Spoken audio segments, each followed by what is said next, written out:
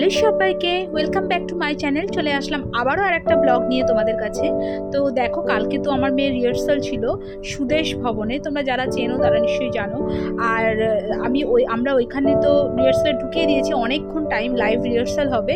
তো সেই কারণে আমরা কালীঘাটের ওখানে যে চার্চটা রয়েছে ওই চার্চে চলে এসেছিলাম।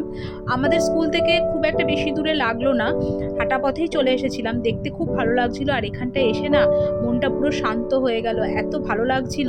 আমরা সবাই এই জন্য এখানে একটু বসেছিলাম। আর এখানে আমাদের কি ছিল, এখানে একটু মোমবাতি জ্বালালাম, এটাই। আর চারিদিকটা আমরা ঘুরে দেখলাম, এত ভালো লাগছিল, মনটা পুরো শান্ত হয়ে গেছিল।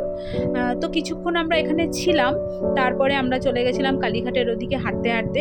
অনেকটাই যেহেতু মেয়েদের রিহার্সালে টাইম লাগবে, তো সেই কারণে আমরা সেই সময়টা কিন্তু ওয়েস্ট করিনি। আমরা কিন্তু চলে গেছিলাম, কালীঘাটেও চলে গিয়েছিলাম। তো এইখানটা আমাদের ভীষণ ভালো লেগেছিল। তো তোমাদের কেমন লাগলো পুরো চার্চটা আমাকে কিন্তু জানিও। টাটা।